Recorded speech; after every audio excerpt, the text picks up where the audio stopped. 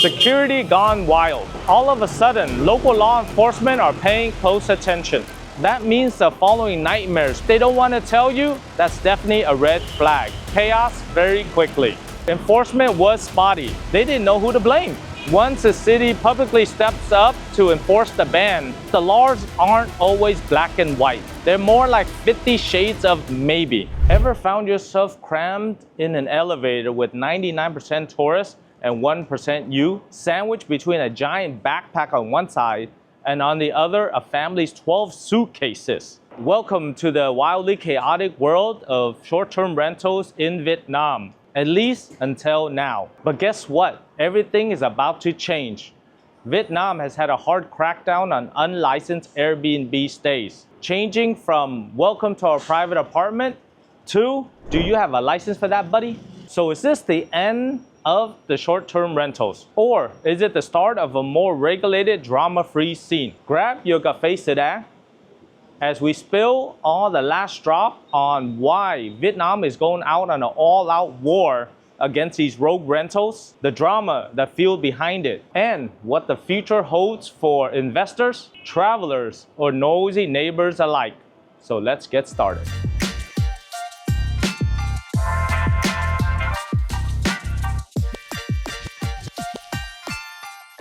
For years, Vietnam's housing law and tourism regulations since 2017 have had a big asterisk when it comes to short-term rentals. Officially, any housing less than 30 days is considered a tourist accommodation and requires a license. However, enforcement was spotty. They knew the law, but it was probably more of a vague suggestion than a hard rule. That all changed with Decree 79, which took effect in August 2023. And that decree dropped 3 bombshells that clearly states, number 1, short-term is tourist accommodations, which states that if you rent your apartment for less than 30 days, you're basically a hotel, which means you need tourism permits, inspection for fire and safety standards, and a mechanism to register guests properly. Number 2, building consent. So even if you have all the official paperwork, the building management must consent to the short-term stay. So if they don't,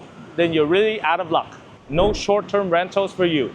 Number 3, tax compliance. Hosts are required to declare earnings, pay VAT, and handle other business-related taxes. Think of it as running like a mini hotel.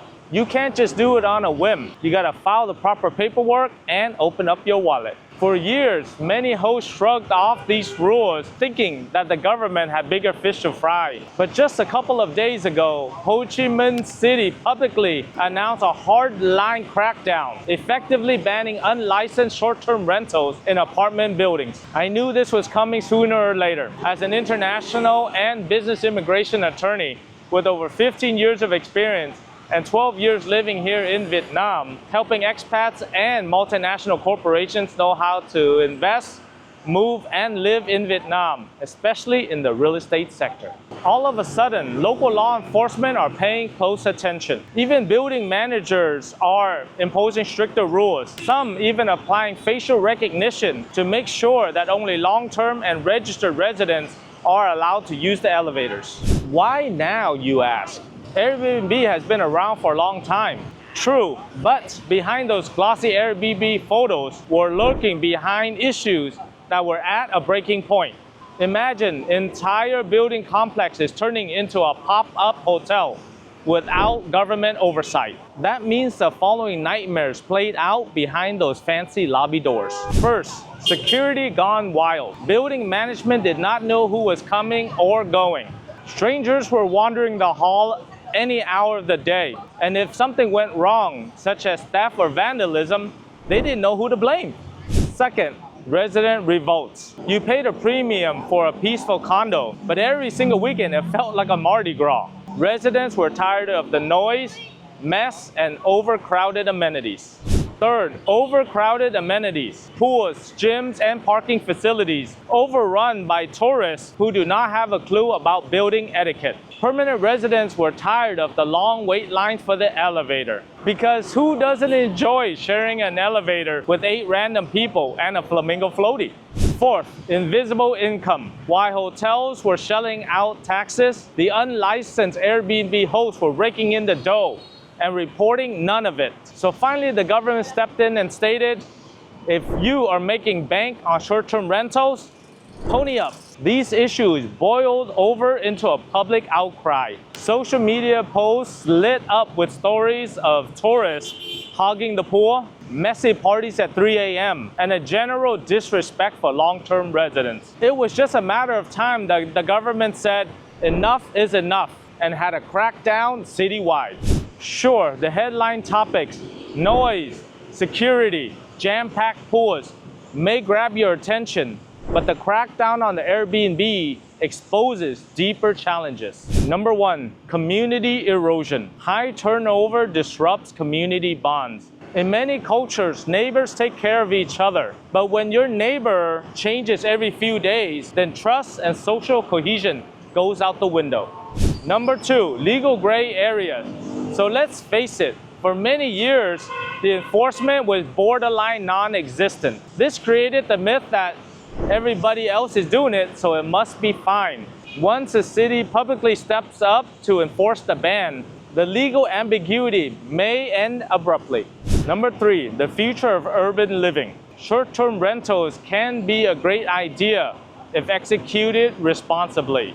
More income for owners and unique stays for travelers. But with no regulation, it can go into chaos very quickly. But the debate is how you can regulate effectively without throwing out the concept altogether. It turns out that Vietnam is not the only Southeast Asian hotspot that is tackling this issue. Over in Thailand, they are dealing with $0 condos, mostly purchased by foreigners, mostly from China, who are purchasing cheap apartments and turning them in short-term rentals. Similar to Vietnam, if you're renting a place for less than 30 days, then you need to be registered as a hotel. But due to minimal enforcement, the practice has skyrocketed. Now, Thai hoteliers are fuming. They want hefty fines or outright ban of these illegal short-term rentals. Locals are tired of the noise, property damage, and the fact that local businesses are bleeding money. Do you spot the patterns? So yes, it's like a parallel universe to Vietnam's crisis. The lesson here? In fast-growing real estate markets where the laws exist but they are not enforced, short-term rentals can start from a harmless side hustle to a ticking time bomb. So who are the winners? Hotels. They've always complained about the short-term rentals having an unfair advantage because they don't pay taxes and they skimp on safety regulations.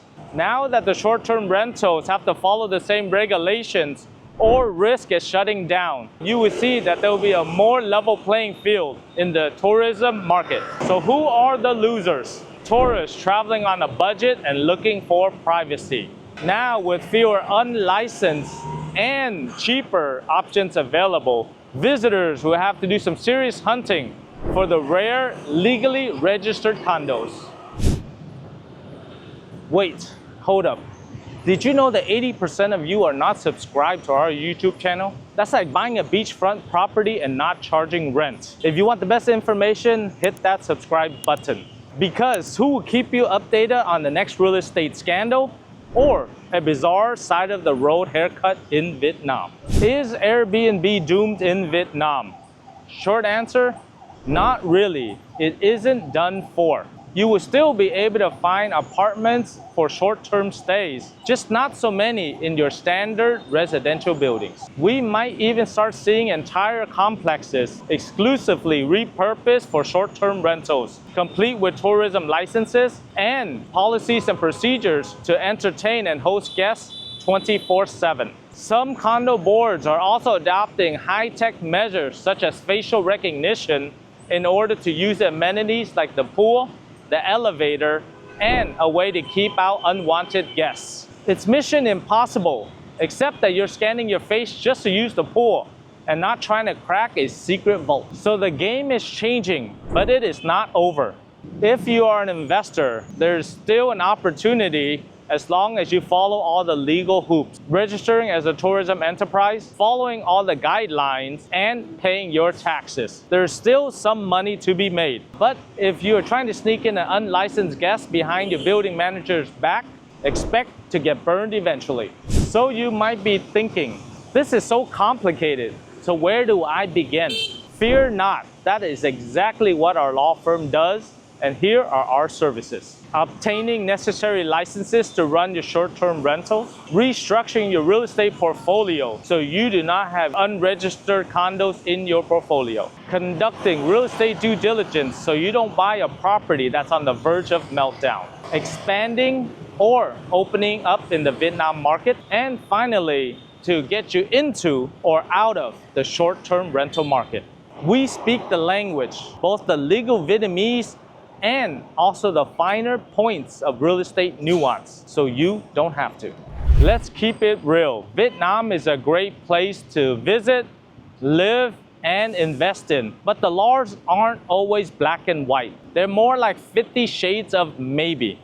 So just because you see 100 short-term rentals in a building doesn't mean that they are legal. It just means that they haven't been caught. Here is a pro tip from a licensed lawyer. Before you book your Airbnb, ask your host, are they legally registered? And if they don't want to tell you, that's definitely a red flag. Because when the police come and raid and issue fines, at least you have evidence that you asked, but you were misled, and maybe you'll be able to get out of the fine and also request Airbnb to give you a refund. Don't gamble with your trip. Ask first and book smartly.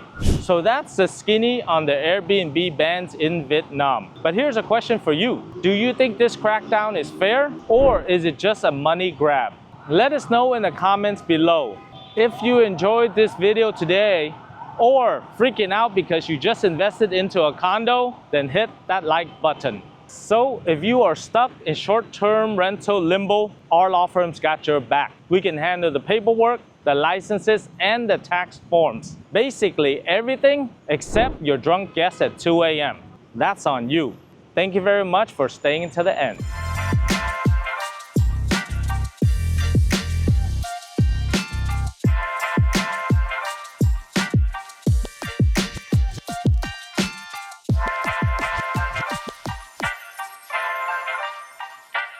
Come on.